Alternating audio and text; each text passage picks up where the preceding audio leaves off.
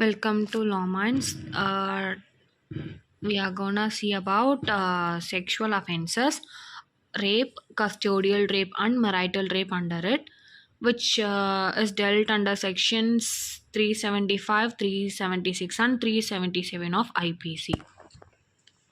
So, sexual offences like rape, marital rape, and custodial rape are all grave violation of an individual's human rights because, as per section Article 14, be it Article 14 or Article 21, right to life, right to privacy, right to personal liberty is a these rights are fundamental rights enshrined upon by Constitution to every individual, and these rights also include right to dignity. So when a person commits sexual offense on someone else, then right to dignity of that person has been violated, and also many other individual human rights has also been violated in this.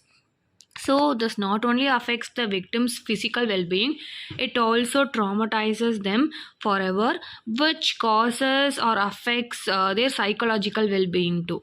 In many countries, for example, if we take Saudi Arabia and all, the punishment for rape is very severe. And in India too, IPC provides provision for sexual offences and their punishments. So, rape, there is an imminent need to remove such threats from society by punishing the offenders. Rape, first of all, what is rape? Rape is an unlawful sexual intercourse with someone against their will. As per section 375, this section says what rape is. This defines rape. So, when a man forcibly has sexual intercourse with a woman without her consent with use of force, then it amounts to rape. So this provision was there from the first enactment of the act itself, but only after Criminal Law Amendment Act 2013 its scope got wider. Before the amendment, when a man inserts his penis into a woman's vagina, mouth, anus, or something like that without her consent, it amounted to rape. But now, not only penis, even if a man insert any other object into woman's vagina, mouth, anus, or urethra without her consent, it is punishable under section 376 as rape. So what does section 375 says? So, as I said before, when a man has a sexual intercourse with a woman and it was done against the woman's will without her consent by way of coercion, or a misrepresentation or fraud, or when she is intoxicated, so she won't be able to give consent if she is intoxicated, on, or if the particular woman is of unsound mind, she is unsound mind who cannot make a rational decision, or if the woman is of years 18 under 18 years old. So under these situation, if a man has sexual intercourse with a woman, it is constituted as rape. So penetration alone is enough to constitute an offense as rape. There are also situations where an intercourse has been taken place with consent of the woman, but still certain those circumstances are held as rape. So we'll see that later. In this case, Rafiq vs. State of UP, it was held that rape is a serious crime. It was observed that murder kills the body, whereas rape kills the soul of a person. So, like, because it destroys their dignity, it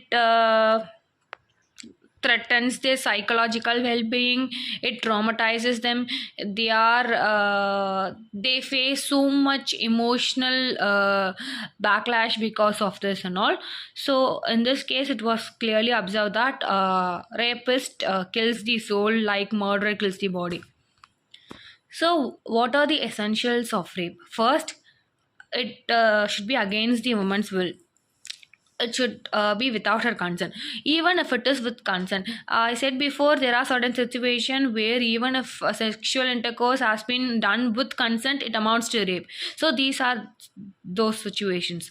So if the sexual intercourse has been done with consent, but the consent is obtained by threatening to cause hurt or death to that woman or to someone she is interested in.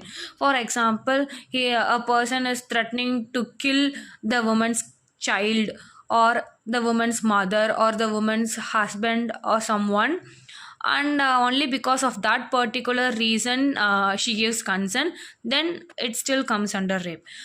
Second one is, if a man, he's not husband of the woman and he knows that, but uh, he makes her believe that she is lawfully married to him in order to make her have sexual intercourse with him, then, and under that circumstance the woman gives consent thinking she is lawfully married to that male, then the male who induced her is said to have committed rape.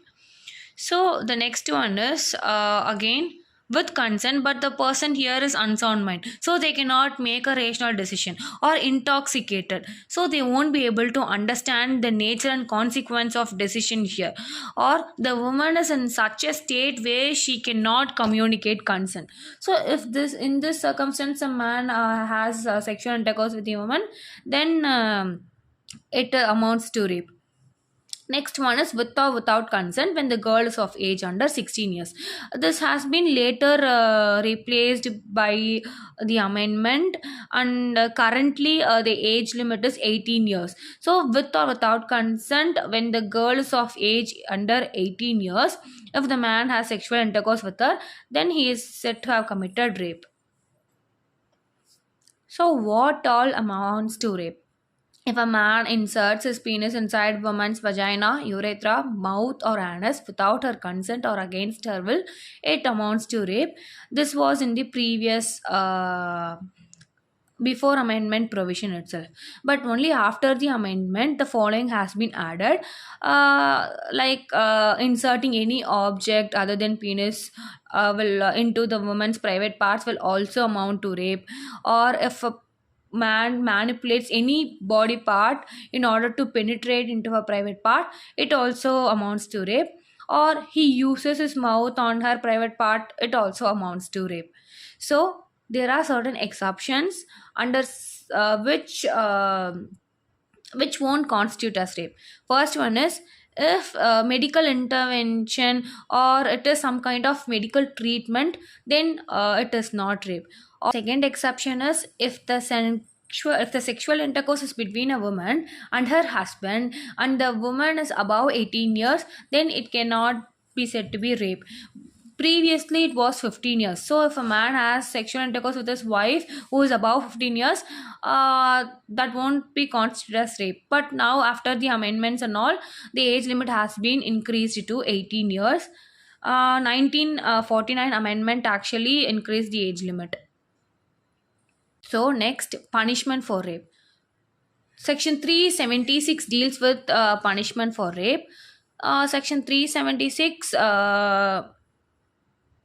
both section 375 and 376 was altered by the amendment of 1983, and numerous sections amendments were also added to it. So section 376A, this provision provides that a man has been judicially separated from his wife and he still has sexual intercourse with her without her consent, then that man is punishable for rape.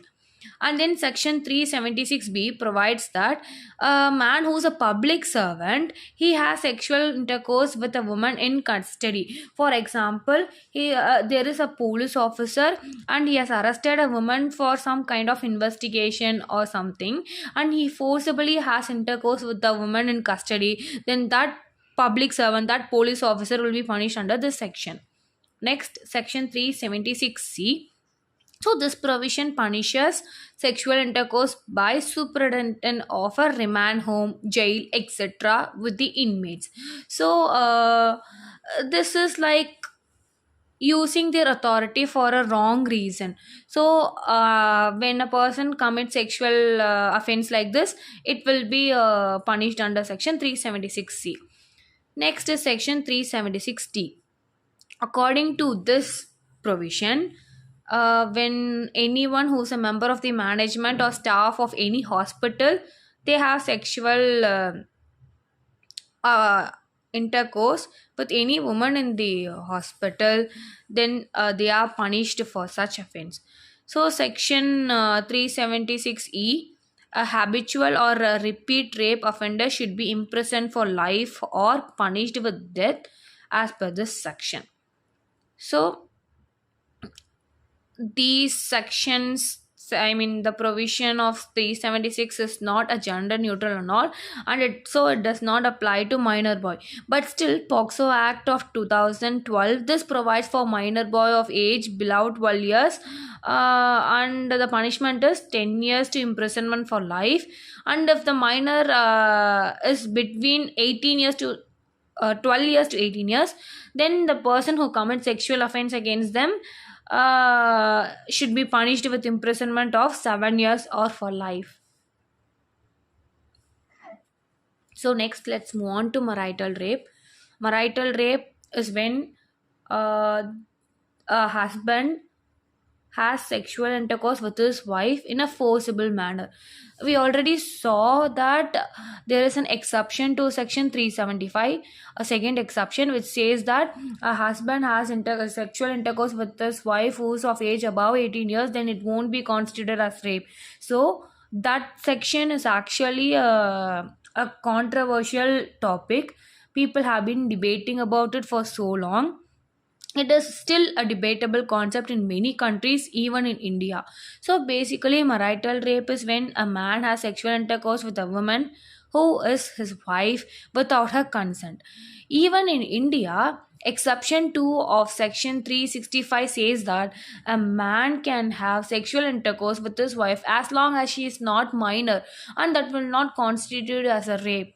In in the IPC, there is no specific provision that criminalizes marital rape. So marital rape are still not criminalized in India. There have been judgment where judges observed that marital rape should be considered as rape because of its severity, but still there is no provision which officially criminalizes marital rape. So uh, in for example, the Justice Verma committee report in 2013, it suggested eliminating the exception for marital rape in order to criminalize it. In November 2017 too, a division bench of Indian Supreme Court, in the case of Independent Thought versus Union of India, here it held that it interpreted exception 2 of section 375 of the IPC as unconstitutional under Article 14 and 21 of the Indian Constitution. This is because just because a woman and a man are married and the woman is wife of the man doesn't give the man any right to have sexual intercourse with her without her consent. There should be consent. Consent should be obtained always, irrespective of the fact if the woman is his wife or not. So next we'll move on to custodial rape. Custody is a state where an individual is under control of another person or institution known as the custodian. So this custodian, they yield the authority to keep that person, individual, under them. So it creates a strong obligation to provide care and protection. So the custodian has to look after the people who are under their control. Unfortunately, in some cases, these people, the custodians who have power to control other people, they get corrupted, and they start to misuse their authority, their power, and coerce their female inmates into engaging in sexual acts with them, and that is constituted as custodial rape. This is a severe offense and a blatant violation where the perpetrator not only abuses their control over the individual, typically a woman, but also violates their physical well being and their responsibility to safeguard citizens and their rights. Their basic objective is to protect the inmates or the people under their custody. So here they're not only violating the rights of the woman, or violating her body autonomy, but they are also misusing their power. So it is also a threat against society, which believes that they have authority, which entrusted such authority with them. So, moreover, the concept of custodial rape applies to following personnel like jail superintendents, remand home superintendents, personnel working in hospitals. This also I said before itself. So, staff in mental health care institution and personnel in rehabilitation centers, officers, staff, or management of juvenile or shelter homes, any other legally established places of custody. So, all these circumstances, the one thing is very clear that the people who are in custody needs help and they need to be safeguarded and protected. So, when the person who holds such authority misuses his right in order to commit sexual offense against them, it is grave violation of their fundamental right, and also his grave misuse of his authority. Unnatural offenses. Section 377 deals with unnatural offenses. So it criminalizes consensual carnal intercourse against the order of nature with a man, woman, or animal. The punishment for this offense include imprisonment, life imprisonment, or imprisonment up to 10 years, along with the possibility of a fine.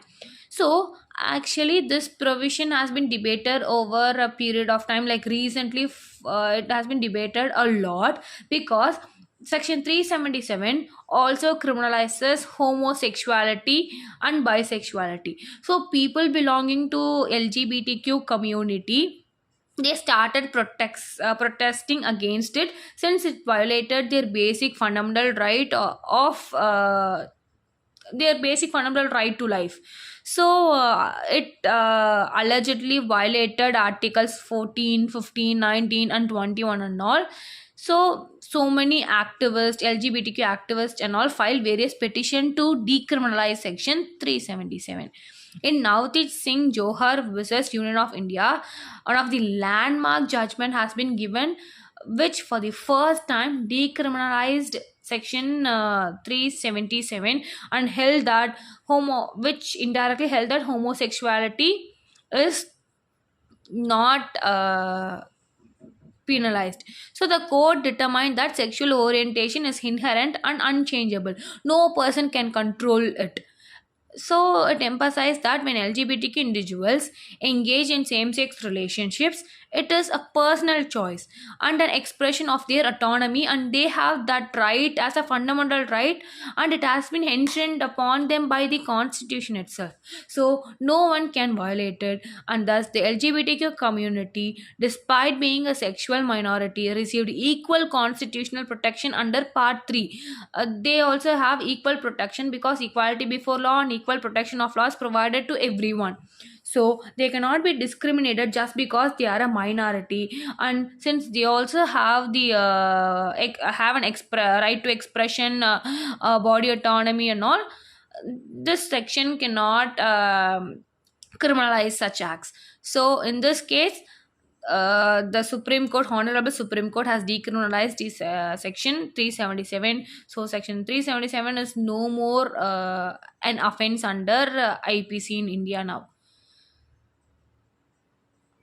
So India, we know India is a country which is which has so many which is so advanced in culture and all. So it is a nation where women hold a significant social standing. It lacks robust local it lacks legal protection. Even though it is a country which respects women so much, there are not much legal protections to safeguard them. There are numerous laws exist, yeah, in order to safeguard women, but still the loopholes in those laws makes it impossible to create a society where there is no offenses, grave offenses like rape. So Distinguishing between consent and the will is pivotal. Although IPC defines consent, the concept of will remains vague because IPC did not define what will is or the elements and all. So courts they themselves in through various judgment decided what a consent is and what a will is. To rectify this, a precise definition of will within IPC is urgently needed, and also Section 375 of IPC, which is frequently discussed nowadays due to rising rape cases, has seen amendments but retains significant flaws demanding attention. So, a government or legislation should look into it in order to safeguard not only the women community but also the entire society. Thank you.